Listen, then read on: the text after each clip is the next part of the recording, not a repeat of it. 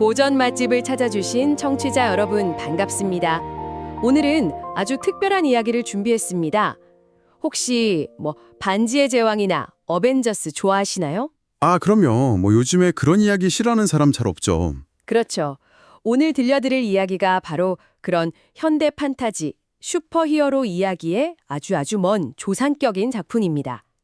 영문학 최초의 영웅 서사시 베올프입니다. 네, 베올프. 사실 작가가 누군지, 또 정확히 언제 쓰였는지도 몰라요. 그만큼 오래된 이야기라는 거죠. 입에서 입으로 전해지다가 나중에 기록으로 남은 거군요. 맞습니다. 이 오디오북은 존 레슬리 홀 교수가 1892년에 출간한 영역본을 바탕으로 하고 있습니다. 1892년이요? 와, 그 번역본 자체도 벌써 역사가 깊네요. 그렇죠. 그리고 또 한 가지 재미있는 건 이 이야기의 배경이 지금의 영국이 아니라는 점이에요. 정말요? 영문학이라고 해서 당연히 영국일 줄 알았는데요. 네, 배경은 지금의 덴마크와 스웨덴, 그러니까 북유럽입니다. 아주 용맹한 전사들, 또 무시무시한 괴물들, 그리고 왕, 이런 것들이 등장하는 시대죠. 아, 그래서 바이킹 같은 이미지가 떠오르는군요. 그럼 이 작품을 더 재미있게 즐기려면 청취자분들이 뭘 좀 알고 들으면 좋을까요? 딱 한 가지만 꼽자면 그 시대 사람들의 가치관인 것 같아요. 베울프 같은 전사들에게 가장 중요한 건 바로 명예와 용기였습니다. 명예와 용기. 네, 그리고 또 하나가 운명이라는 개념인데요. 아, 운명이요? 네, 이 사람들은 운명을 거스를 수 없는 절대적인 힘이라고 믿었거든요. 그래서 이야기 속에서 인물들이 이 정해진 운명에 어떻게 맞서 싸우는지 그걸 지켜보는 게 아주 흥미로운 포인트가 될 겁니다. 운명을 알면서도 피하지 않고 맞선다. 그게 바로 용기랑 연결되는 거군요? 바로 그겁니다. 그리고 또 작품을 듣다 보면은 신이나 창조주에 대한 언급이 종종 나오거든요. 네네. 이게 뭐랄까? 당시 게르만족의 토속 신앙과 새로 들어온 기독교 문화가 막 섞이기 시작하던 시기의 특징을 보여주는 거예요. 아, 아주 오래된 이야기 속에 그런 시다적인 변화의 흔적까지 담겨 있는 거네요. 그렇죠. 아주 복합적인 매력이 있는 작품입니다. 좋습니다. 그럼 이제 이야기가 어떻게 시작되는지 살짝만 맛보기를 해볼까요? 네, 덴마크에 흐로드가르라는 왕이 있었어요. 이 왕이 헤오롯이라는 아주 크고 화려한 연회장을 짓습니다. 헤오롯, 연회장이요? 네, 그런데 밤마다 그렌델이라는 아주 흉측한 괴물이 나타나서 사람들을 해치는 거예요. 이 공포가 무려 12년 동안이나 계속됩니다. 12년이나요? 와. 네, 바로 그때 이 소식을 들은 이웃나라의 영웅이 나타납니다. 그게 바로 베오울프군요. 맞습니다. 베올프가 14명의 용사와 함께 이 괴물을 물리치기 위해서 바다를 건너오면서 진짜 이야기가 시작되는 거죠. 듣기만 해도 막 가슴이 뛰네요. 그런데 베오울프의 여정이 그랜델을 무찌르는 것에서 끝나지는 않겠죠? 그러며 훨씬 더 강력한 존재들과의 운명적인 대결이 그를 기다리고 있습니다. 아, 좋습니다. 청취자 여러분, 이제 이 이야기를 들으실 때 단순히 누가 이기고 지는가를 넘어섰으면 좋겠어요. 한 영웅이 자신의 운명을 어떻게 받아들이고 또 마지막까지 그토록 중요하게 생각했던 명예를 어떻게 지켜내는지. 맞습니다. 그리고 괴물과의 전투 장면도 정말 대단하지만 그 전사들 사이의 끈끈한 의리나 왕의 고뇌 같은 인간적인 모습들도 함께 느껴보시면 훨씬 더 풍성하게 즐기실 수 있을 겁니다. 1000년에 넘는 시간 동안 수많은 이야기꾼들에게 영감을 준 영웅과 괴물의 세계로 이제 뛰어들 준비가 되셨나요? 저희의 고전 맛집 구독과 좋아요도 잊지 마시고요. 자, 이제 이야기가 시작됩니다.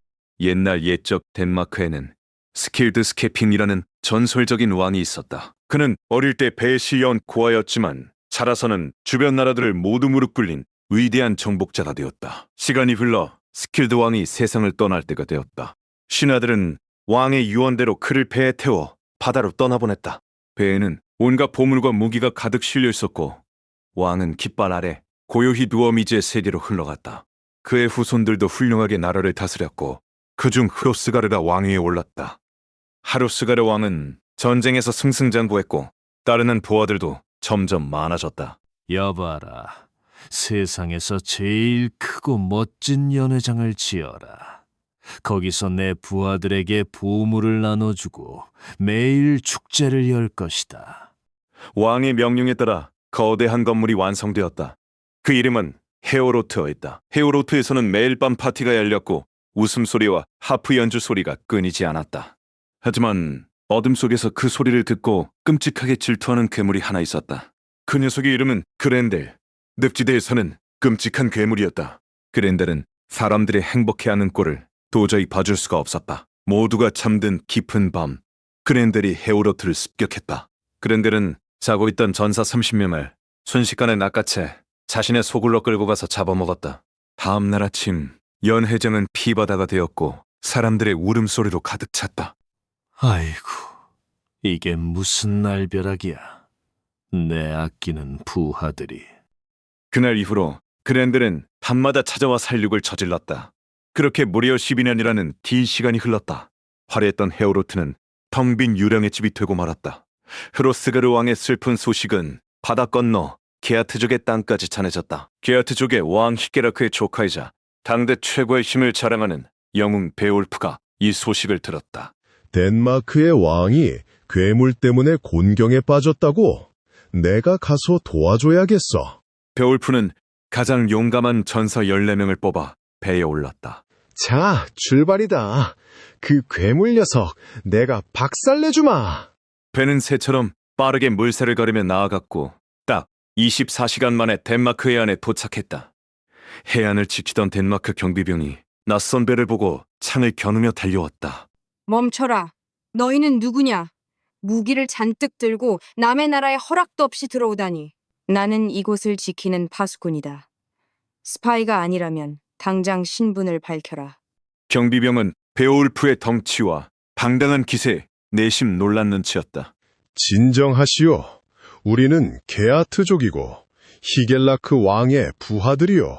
내 아버지는 에그테오라는 유명한 전사였지.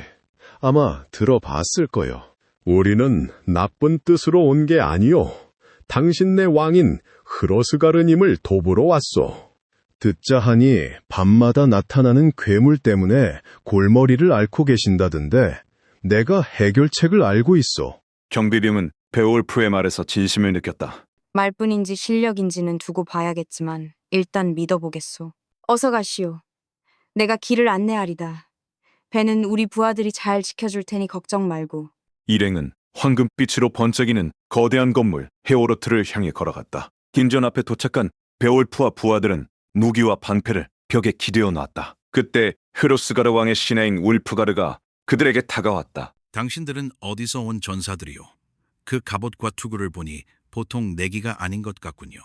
나는 게아트에서 온 베올프라고 하오. 흐로스가르 왕께 드릴 말씀이 있어 왔소. 잠시 기다리시오. 왕께 여쭈어 보고 오겠소. 울프가르는 늙고 지친 흐로스가르 왕에게 가서 속삭였다. 폐하, 게아트족의 전사들이 왔습니다. 대장은 베올프라는 사람인데 폐하를 뵙고 싶어 합니다. 장비도 훌륭하고 꽤 솜씨가 좋아 보입니다. 한번 만나보시는 게 좋겠습니다. 하루스가르 왕의 얼굴에 화색이 돌았다. 베올프라고? 내가 그 녀석을 알지. 어릴 때 본 적이 있다. 그 아버지 에그테오와도 아는 사이였어. 듣자 하니 그 친구가 30명분의 힘을 가졌다더군. 신이 우리를 버리지 않으셨나 보다. 그랜델을 막으라고 영웅을 보내주신 게야. 어서 들어오라고 해라. 환영한다고 전해. 울프가르가 밖으로 나와 베올프 일행을 불렀다. 왕께서 들어오시랍니다. 여러분을 환영하신다고 하네요. 베올프는 투구를 쓰고 갑옷을 입은 채 당당하게 왕 앞으로 걸어갔다. 흐로스가르 왕이시여, 안녕하십니까? 저는 히겔라크 왕의 조카 베올프입니다. 베올프가 흐로스가르 왕 앞에 당당하게 섰다. 그의 목소리에는 자신감이 넘쳤다. 반갑습니다, 흐로스가르 왕이여. 저는 히겔라크의 친척이자 부하입니다. 어릴 때부터 꽤 거친 일들을 겪었죠. 고향에서도 그랜델 이야기를 다 들었습니다. 뱃사람들이 말하길 이 멋진 헤오로트 궁전이 밤만 되면 텅 빈다고 하더군요. 그래서 우리 부족의 장로들이 저를 보냈습니다. 제 힘이 어느 정도인지 다들 알거든요. 베올프가 주먹을 꽉 쥐어 보였다.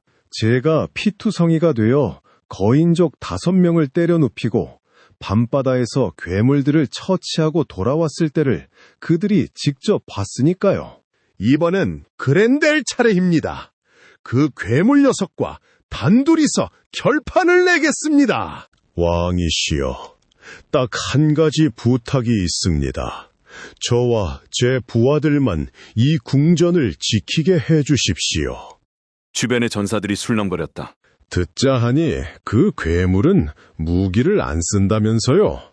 그렇다면 저도 칼과 방패는 필요 없습니다. 오직 맨손으로 놈을 잡겠습니다. 죽고 사는 건 신의 뜻이겠지요. 베오울프가 말했다. 만약 제가 지면 시신을 수습할 필요도 없을 겁니다. 놈이 저를 갈기갈기 찢어먹을 테니까요. 그때는 제 갑옷이나 히겔라크 왕께 보내주십시오. 그게 전설적인 대장장이 웨일랜드가 만든 명품이거든요.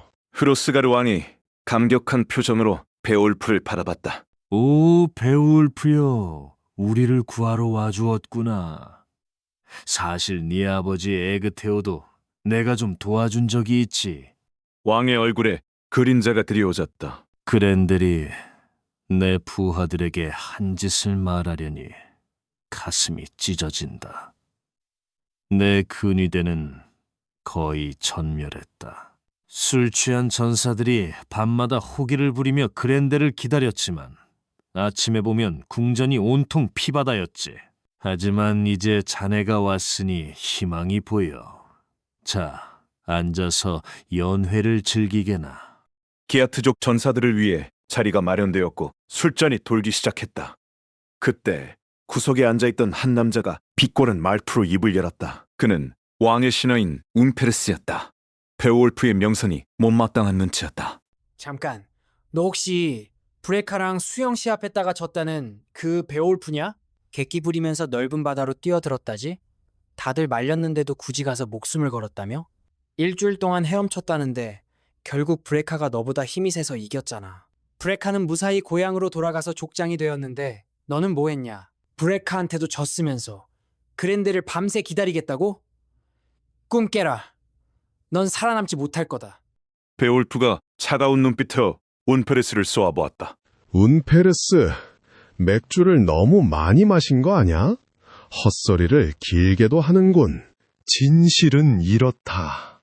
나는 그 누구보다 바다에서 강했어. 우린 어렸고 그냥 모험을 떠난 거지. 닷새 동안은 같이 갔어.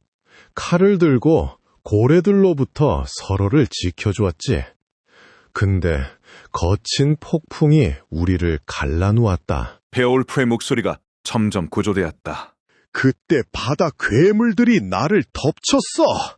놈들이 나를 바닥으로 끌고 갔지만 내 칼맛을 좀 보여줬지. 9마리나 해치웠다. 덕분에 뱃길이 안전해졌지. 신이 나를 도우신 거야. 운페르스, 네가 칼을 휘둘러서 맹활약했다는 소린 들어본 적이 없는데? 베올프가 말했다.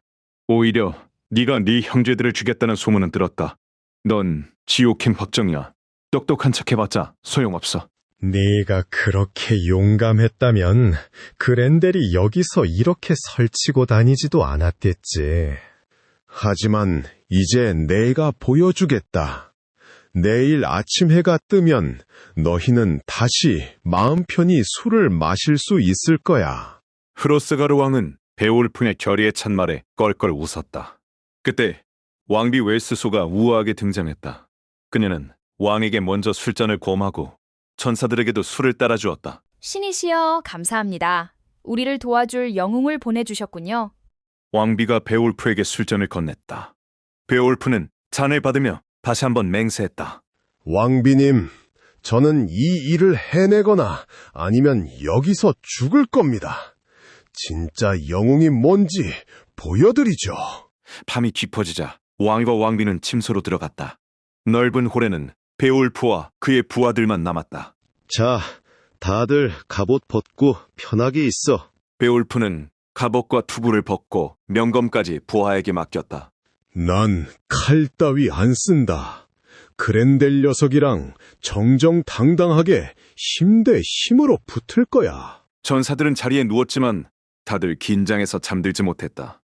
살아서 고향에 갈 수 있을까 걱정하는 눈치였다. 그리고 마침내 어둠 속에서 그놈이 왔다. 그렌델이 안개 긴 늪지대에서 걸어 나왔다. 신의 분노를 짊어진 괴물이었다. 놈이 육중한 문을 종이장처럼 뜯어내고 안으로 들어왔다. 눈에서 붉은 불꽃이 이글거렸다. 괴물은 자고 있던 전사 한 명을 낚아채더니 순식간에 뼈까지 씹어 삼켰다. 피가 사방으로 튀었다. 그렌델은 다음 먹잇감으로 베올프를 노리고 손을 뻗었다. 하지만 그 순간 베올프가 괴물의 팔을 꽉 움켜쥐었다. 그렌델은 기겁했다. 태어나서 이렇게 엄청난 악력은 처음이었다. 놈은 도망치려 발버둥 쳤다. 어딜 도망가려고? 그전이 쩌렁쩌렁 울렸다. 기둥이 흔들리고 의자가 박살났다. 하지만 베올프는 절대 놓아주지 않았다. 괴물은 비명을 질렀다. 그 소리가 얼마나 끔찍한지 덴마크 사람들이 이불을 뒤집었을 정도였다. 베올프의 부하들이 칼을 뽑아들고 덤벼들었지만 놈의 가죽은 강철 같아서 칼이 먹히지 않았다. 베올프는 오직 힘으로만 놈을 제압했다. 뚝! 하는 소리와 함께 근육이 찢어지고 뼈가 부러졌다. 결국 그렌델의 어깨와 팔이 몸통에서 완전히 뜯겨나갔다. 치명상을 입은 그렌델은 비명을 지르며 늪지대로 도망쳤다. 죽으러 가는 길이었다. 싸움은 끝났다. 베올프는 전리품으로 뜯어낸 괴물의 팔을 구전 높은 곳에 매달았다. 다음 날 아침 사람들이 구름처럼 몰려들었다. 괴물의 발자국은 피로 물든 늪으로 이어져 있었다. 사람들은 말을 타고 달리며 베올프를 찬양했다. 어떤 시인은 즉석에서 노래를 만들어 불렀다. 용을 잡은 전설의 영웅 시게문드 이야기와 베올프를 비교하며 지켜세웠다. 흐로스가르 왕이 구전으로 나왔다. 그렌델의 팔을 보고 감격에 겨워 말했다. 신께 감사드린다. 어제까지만 해도 절망뿐이었는데 이 젊은이가 해냈어. 베올프, 넌 이제 내 아들이나 다름없다. 원하는 건 뭐든지 주마. 놈을 완전히 박살내서 보여드리고 싶었는데 도망가는 바람에 팔만 남았네요. 그래도 놈은 곧 죽을 겁니다. 운페르스는 구석에서 입을 꾹 다물고 있었다. 괴물의 거대한 손톱을 보니 아무 말도 할 수 없었다. 시전 보수 공세가 끝나고 거대한 축제가 열렸다. 왕은 약속대로 엄청난 보물을 내렸다. 황금 깃발, 투구, 갑옷, 그리고 명검. 거기다 황금 장식이 달린 말 8마리까지. 왕은 그렌델에게 죽은 베올프의 부활을 위해서도 막대한 보상금을 주었다. 구정 시인은 핀 왕과 흐네프 장군의 슬픈 전쟁 이야기를 노래하며 분위기를 띄웠다. 왕비 횟수소가 다시 나와 베올프에게 보석 목걸이를 선물했다. 이 보석을 받으세요, 용사님. 앞으로도 힘과 지혜로 우리 아이들을 지켜주시길 바랍니다. 사람들은 늦도록 마시고 즐겼다. 그날 밤은 아무도 괴물을 두려워하지 않았다. 웰스소 왕비는 잔을 들고 베올프에게 다가가 간곡히 부탁했다. 베올프, 이 목걸이와 갑옷을 받아주세요. 그리고 내 아들들에게 친절한 조언자가 되어주길 바랍니다. 그대의 명성은 이제 온 세상에 퍼질 겁니다. 왕비는 아들들이 앉아있는 곳을 바라보며 말을 이었다. 이곳의 귀족들은 서로 믿고 따르며 평화롭습니다. 당신도 우리 아이들에게 힘이 되어주세요. 연애는 밤늦도록 계속되었고 영웅들은 술에 취해 즐거운 시간을 보냈다. 하지만 그들은 곧 닥쳐올 끔찍한 운명을 알지 못했다. 밤이 깊어 흐로스가르 왕이 침소로 들어가자 전사들은 익숙한 듯 홀에 침상을 펴고 잠들 준비를 했다. 그들은 머리맡에 방패와 투구를 두고 언제든 싸울 태세를 갖췄다. 모두가 깊은 잠에 빠졌을 때 또 다른 복수자가 헤우로트 구호전을 찾아왔다. 바로 그 렌델의 어머니였다. 그녀는 아들을 잃은 슬픔과 분노에 차차가운 늪지대에서 기어나와 피복수를 하러 온 것이다. 괴물이 홀에 들이닥치자 잠들었던 전사들이 화들짝 놀라 깨어났다. 그녀는 다급하게 도망치면서도 흐로스가르가 가장 아끼는 신하 한 명을 낚아채고 벽에 걸린 그렌델의 팔까지 챙겨 어둠 속으로 사라졌다. 날이 밝자 구조는 다시 비통함에 잠겼다. 흐로스가르 왕은 자신의 가장 소중한 친구이자 참모인 에세레가 잡혀갔다는 소식에 절망했다. 왕의 호출을 받은 베올프가 급히 달려왔다. 왕이시여, 밤새 평안하셨습니까? 평안이라니. 덴마크에 다시 슬픔이 찾아왔네. 나의 오랜 친구이자 전우인 에세레가 죽었어. 그렌델의 어미가 그를 끌고 갔다네. 왕은 떨리는 목소리로 괴물들이 사는 늪지대에 대해 설명했다. 사람들 말로는 그곳이 늑대가 우글거리는 험한 곳이라더군. 그 늪은 바닥을 알 수 없을 만큼 깊고 밤이면 물 위로 불길이 치솟는 무시무시한 곳이야. 쫓기던 사슴조차 그 물에 들어가느니 차라리 둑에서 죽기를 택할 정도지. 흐로스가르는 간절한 눈빛으로 베올프를 바라봤다. 도와줄 사람은 자네뿐일세. 그 위험한 곳으로 가서 내 친구의 원수를 갚아준다면 막대한 황금을 주겠네. 왕이시여, 슬퍼만 하지 마십시오. 친구를 잃었으면 우는 것보다 원수를 갚는 게 낫습니다. 우리는 모두 언젠가 죽습니다. 살아있는 동안 명예를 얻는 것이 전사의 길입니다. 베올프의 당당한 말에 왕은 기운을 차렸다.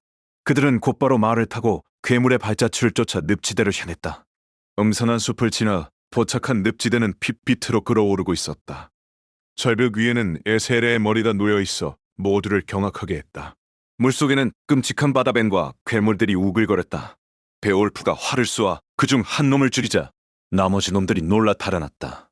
베올프는 갑옷을 단단히 챙겨 입었다. 운페르스가 빌려준 명검 흐른팅도 허리에 찼다. 물속으로 뛰어들기 전 베올프가 비장하게 말했다. 흐로스가르님, 만약 제가 죽으면 내 부하들을 돌봐주시고 저에게 주신 보물들은 히겔라크 왕께 보내주십시오. 그리고 운페르스에게는 내 검을 주시기 바랍니다. 말을 마친 베올프는 주저없이 늪속으로 몸을 던졌다. 바닥까지 내려가는 데만 꼬박 하루가 걸렸다.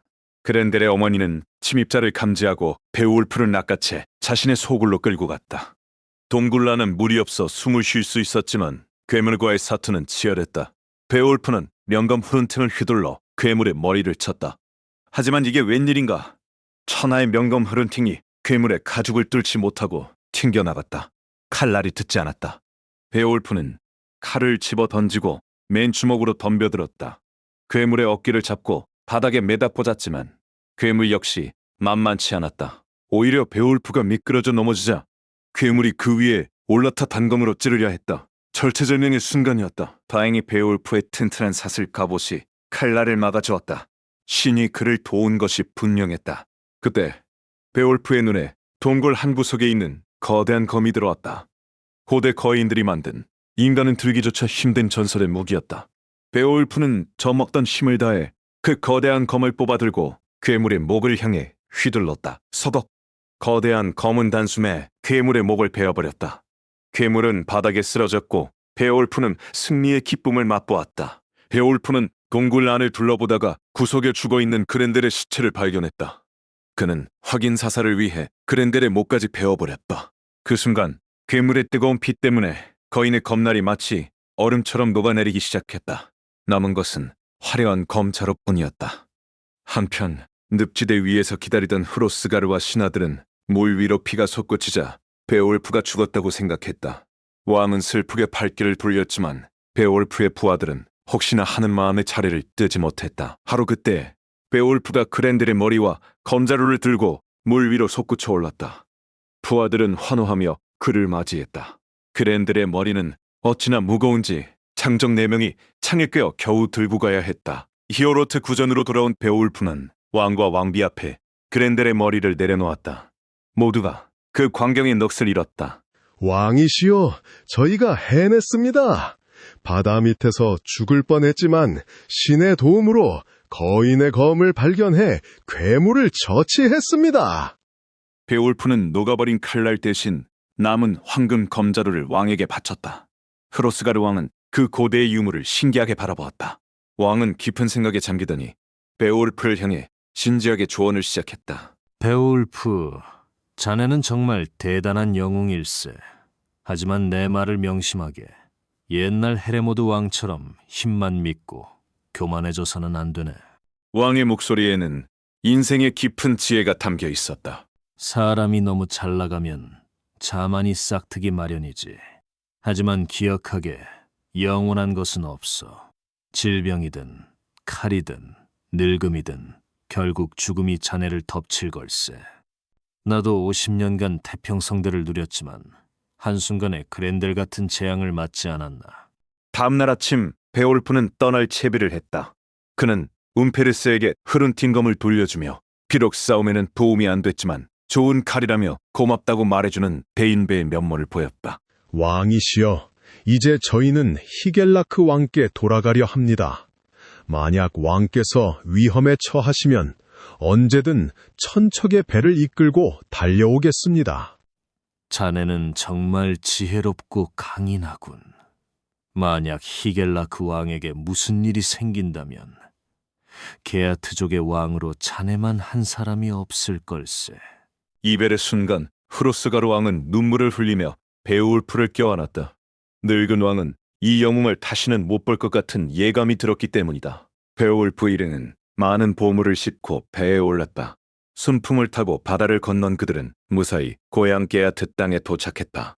해안경 리병이 반갑게 그들을 맞이했고 베올프는 왕콧으로 향했다. 그곳에는 히겔라크 왕과 젊고 지혜로운 히그드 왕비가 살고 있었다. 이야기는 잠시 잔인했던 스리스 왕비에 대해 언급한다.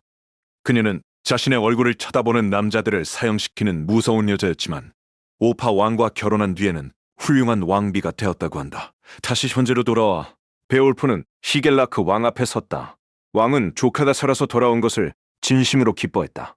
어서 오게, 베올프. 그 먼 덴마크 땅에서 무슨 일이 있었는지, 그랜델과는 어떻게 되었는지 정말 궁금하구나. 어서 이야기 보따리를 풀어보게나. 베올프는 히겔라크 왕 앞에서 덴마크에서의 모험담을 마무리했다. 그랜델과의 싸움은 굳이 다시 말해 뭐 하겠습니까? 놈이 저지른 끔찍한 짓들을 제가 모조리 되갚아줬다는 것만 아시면 됩니다. 그랜델의 친척들이라면 제 이름만 들어도 치를 떨 겁니다. 베올프는 후로스가르 왕에게 받은 환대에 대해서도 이야기했다.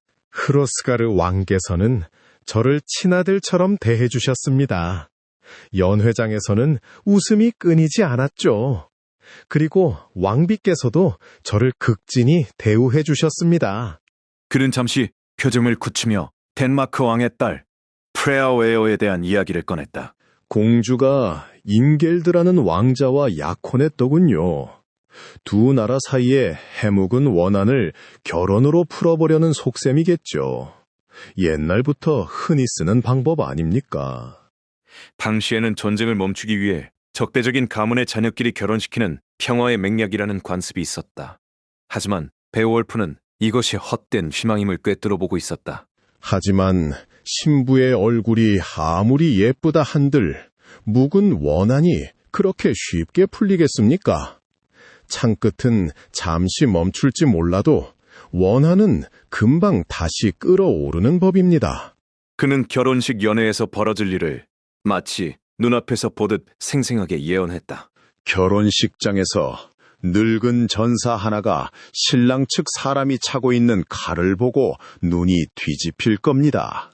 저 칼은 우리 아버지가 죽을 때 뺏긴 건데 하면서 말이죠. 결국 결혼식은 피바다가 되고 평화는 깨질 겁니다. 베올프는 이야기를 마치고 덴마크에서 받아온 엄청난 보물들을 히겔라크 왕 앞에 내놓았다. 이 모든 영광을 삼촌이자 나의 왕이신 당신께 바칩니다. 저는 당신 말고는 믿을 사람이 없습니다. 히겔라크는 조카의 충성심에 감동했다. 그는 보답으로 베올프에게 거대한 영지와 갑으로 내려오는 명검을 하사했다. 세월은 화살처럼 빠르게 흘러갔다. 히겔라크 왕이 전쟁에서 전사하고 그의 아들 헤어드레드마저 적들의 칼에 쓰러졌다. 결국 왕위는 베올프에게 돌아왔다. 그는 50년 동안 게아트족을 지혜롭게 다스리며 태평성대를 이뤘다. 하지만 그의 말년 어두운 그림자가 덮쳐왔다. 한 도망자가 우연히 동굴에 들어갔다가 잠자던 용이 보물을 훔친 것이 화근이었다. 300년이나 보물을 지키던 용이 깨어난 것이다. 자신의 보물인 금잔이 사라진 것을 안룡은 분노로 미쳐 날뛰었다. 밤마다 날아올라 마을을 불태우고 사람들을 학살했다. 불길은 왕권까지 번져 베오울프의 거처마저 잿더미가 되었다. 늙은 왕의 가슴은 찢어질 듯 아팠다. 내가 뭘 잘못해서 하늘이 벌을 내리는 건가? 내 백성들이 고통받는 꼴을 더는 못 보겠다. 베오울프는 나무 방패는 용의 불길을 막을 수 없다는 걸 알고 대장장이에게 명령해 쇠로 만든 거대한 방패를 만들게 했다. 그는 군대를 이끌고 가는 대신 소수의 정예 부대만 데리고 용의 둥지로 향했다. 그리고 둥지 근처에 다다르자 부하들을 멈춰 세웠다. 너희는 여기서 기다려라. 이 싸움은 나의 것이다. 내가 저 괴물을 처단하고 보물을 가져오거나 아니면 여기서 죽거나 둘 중 하나다. 머리가 하얗게 센 노전사 베오울프는 홀로 바위굴을 향해 걸어갔다. 그는 굴입구에서 용을 부르는 우렁찬 고함을 질렀다. 나와라, 이 화마 같은 놈아! 게아트의 왕이 여기 왔다! 땅이 울리며 동굴 안에서 10배 건 불길과 함께 거대한 용이 튀어나왔다. 놈은 베오울프를 보자마자 지옥불 같은 숨결을 내뿜었다. 베오울프는 새 방패를 들어 불길을 막아냈다. 뜨거운 열기가 갑옷을 달 건지만 그는 물러서지 않았다. 그는 명검 네글림을 뽑아 용의 머리를 내리쳤다. 하지만 야속하게도 평생 그를 지켜주던 검이 용의 단단한 뼈를 뚫지 못하고 빗겨나갔다. 칼날은 힘없이 부러져 버렸다. 분노한 용은 다시 한번 불길을 뿜어냈다. 베오울프는 불길에 휩싸여 절체절명의 위기에 빠졌다. 그때 멀리서 지켜보던 10명의 부하들은 겁에 질려 숲으로 도망쳐버렸다. 오직 한 사람, 위글라프만이 자리를 지켰다. 위글라프는 도망치는 동료들을 보며 피가 거꾸로 솟는 듯했다. 야, 이 겁쟁이들아! 우리가 왕께 받은 술과 보물이 얼만데 위급할 때 도망을 가? 그게 전사냐? 난 왕을 혼자 죽게 내버려 두지 않겠다. 위글라프는 불길 속으로 뛰어들었다. 그의 방패는 나무로 된 것이라 금세 타버렸지만 그는 베오울프의 쇠 방패 뒤로 몸을 숨기며 외쳤다. 폐하, 젊은 시절의 용맹을 기억하십시오. 제가 돕겠습니다. 용이 다시 달려들었다. 이번에는 베오울프의 목을 날카로운 이빨로 물어뜯다. 검붉은 피가 솟구쳤다. 위글라프는 용이 배 밑으로 파고들어 칼을 꽂았다. 그의 손이 불길에 데어 타들어갔지만 멈추지 않았다. 용의 불길이 약해진 틈을 타 베오울프는 마지막 힘을 짜내 허리춤에 단검을 뽑았다. 죽어라. 베오울프는 단검으로 용의 배를 갈라버렸다. 거대한 괴물은 꿈틀거리다 쓰러졌다. 두 영웅이 합세해 괴물을 쓰러뜨린 것이다. 하지만 상처는 깊었다. 용의 이빨에 있던 독이 베오울프의 몸으로 퍼져나갔다. 그는 어지러움을 느끼며 바닥에 주저앉았다. 위글라프야, 내 명은 다 한 것 같다. 내게 아들이 있었다면 이 갑옷을 물려줄 텐데. 베오울프는 숨을 헐떡이며 마지막 소원을 말했다. 죽기 전에 저놈이 지키던 보물을 보고 싶구나. 내가 백성들을 위해 무엇을 얻었는지 확인하고 싶다. 어서 가서 가져오너라. 위글라프는 서둘러 동굴로 들어가 금화와 보석, 황금 깃발을 챙겨 나왔다. 베오울프는 흐릿해지는 눈으로 찬란한 보물들을 바라보았다. 신이시여, 감사합니다. 내 목숨과 맞받고 백성들에게 이 보물을 남길 수 있게 해주셔서. 그는 힘겹게 자신의 황금 목걸이와 투구, 갑옷을 벗어 위글라프에게 건넸다. 이제 네가 우리 가문의 마지막 남은 사람이다. 이것들을 잘 쓰도록 해라. 바다가 내려다 보이는 곳에 내 무덤을 만들어다오. 뱃사람들이 보고 나를 기억할 수 있게. 말을 마친 베오울프의 영혼은 육신을 떠나 영원한 안식처로 향했다. 위대한 영웅의 마지막이었다. 치열했던 전투가 끝나고 땅 위에는 끔찍한 광경이 펼쳐져 있었다. 가장 사랑받던 왕 베오울프가 숨을 거두었고 그 옆에는 그를 죽인 끔찍한 용도 싸늘하게 쉬고 있었다. 용은 더 이상 보물을 지킬 수 없었다. 칼날에 찢기고 망치에 얻어맞아 땀으로 추락했기 때문이다. 그때 숲속에 숨어있던 겁쟁이들이 하나둘 기어나왔다. 전투가 무서워 도망쳤던 10명의 배신자들이 부끄러운 줄도 모르고 방패를 든 채 나타난 것이다. 그들은 위글라프를 쳐다봤다. 그는 지친 기색이 역력한 채 주군의 머리맡에 앉아 있었다. 위글라프는 이미 숨을 거둔 왕을 깨우려 물을 뿌려보았지만 아무 소용이 없었다. 위글라프가 배신자들을 노려보며 차갑게 입을 열었다. 뻔뻔하게 얼굴을 들고 나타나다니. 왕께서 너희에게 주신 보물과 갑옷이 아깝지도 않으냐? 평화로울 때는 맥주잔을 기울이며 충성을 맹세하더니 정작 왕이 위험할 때는 꼬리를 말고 도망쳤지. 왕께서는 너희 같은 겁쟁이들에게 최고급 장비를 낭비하신 꼴이 되었다. 비록 나는 힘이 부족했지만 그래도 끝까지 왕을 지키려 칼을 휘둘렀다. 가장 중요한 순간에 왕의 곁에는 아무도 없었어. 너희가 받은 영지와 특권은 이제 끝이다. 사람들이 너희가 도망쳤다는 사실을 알게 되면 너희 가문은 멸망할 것이다. 기사에게 비겁한 삶보다는 차라리 죽음이 낫다는 걸 명심해라. 위글라프는 절벽의 진영이 있는 동료들에게 전령을 보냈다. 전령은 아침 내내 초조하게 기다리던 전사들에게 비보를 전했다. 우리의 영원한 지도자 게아트족의 왕께서 침대 대신 차가운 땅바닥에서 영면에 드셨습니다. 왕을 죽인 용도 그 옆에 죽어 있습니다. 위글라프님께서 홀로 시신을 지키고 계십니다. 이제 끔찍한 전쟁의 시대가 올 것입니다. 왕이 돌아가셨다는 소문이 퍼지면 프랑크족과 프리시아족이 쳐들어올 겁니다.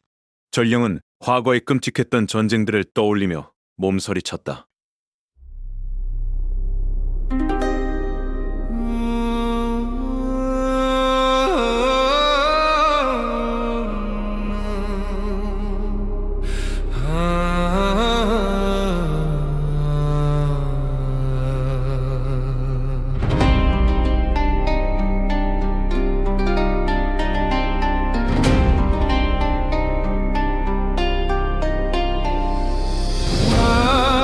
차가운 땅바닥 영면에 드셨네.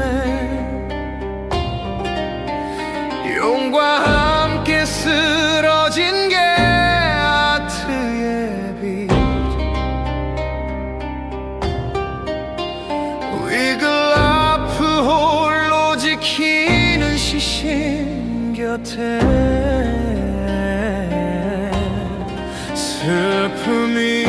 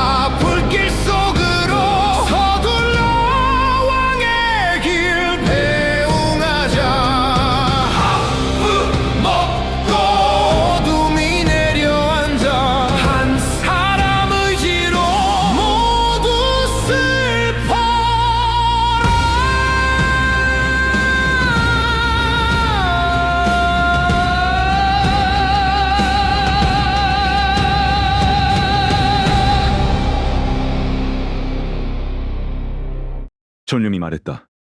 과거 히겔라크 왕께서 쓰러지셨던 때를 기억하십니까? 수혜된 놈들도 가만히 있지 않을 겁니다. 옛날 옹겐테오 왕이 우리 손에 죽었던 원한을 그들은 잊지 않았습니다. 전령은 과거 우리 군대가 스웨덴의 늙은 왕 옹겐테오를 추격해주겠던 피비린내 나는 역사를 설명했다. 그때 우리는 승리하고 많은 보물을 얻었지만 이제 우리를 지켜줄 베올프 왕이 안 계십니다. 전령이 말했다. 스웨덴군은 분명 복수하러 올 겁니다. 그들은 자비가 없습니다. 이제 서둘러야 합니다. 왕의 마지막 길을 배웅하러 갑시다. 왕이 목숨 바쳐 얻은 저 막대한 보물들도 이제 다 소용없습니다. 불길 속에 함께 태워보려야 합니다. 이제 하프 소리도 웃음소리도 없을 것입니다. 까마귀와 독수리들이 시체를 뜯어먹는 소리만 들릴 것입니다. 전사들은 눈물을 흘리며 독수리꽃 아래 동굴로 향했다. 그곳에는 왕의 시신과 함께 15m가 넘는 거대한 용이 불에 타 죽어 있었다. 용 주변에는 녹슨 컵과 그릇, 수천 년 동안 잠들어 있던 칼들이 널려 있었다. 이 보물에는 고대의 저주가 걸려 있어 신의 허락 없이는 누구도 손댈 수 없었던 것이다. 많은 사람이 한 사람의 의지 때문에 슬픔을 겪는구나. 왕께서는 내 말을 듣지 않고 기어 이온과 싸우셨다. 나는 동굴 안을 확인했다. 엄청난 보물들이 있었지. 왕께서는 마지막으로 너희에게 부탁을 남기셨다. 해안가 언덕 위에 거대한 무덤을 만들어 지나가는 배들이 그분을 기억하게 해달라고 하셨다. 자, 이제 나무를 모아라. 장작을 쌓아 왕을 위한 마지막 불꽃을 피우자. 위블라프는 가장 용감한 전사 7명을 뽑아 동굴 안으로 들어갔다. 그들은 횃불을 들고 썩어가는 보물들을 밖으로 끌어냈다. 그리고 처치곤란한 용의 시체는 절벽 아래 바다로 밀어버렸다. 용은 파도에 휩쓸려 깊은 바닷속으로 사라졌다. 전사들은 수레에 금화와 보물을 가득 싣고 베올프의 시신을 고레코시로 옮겼다.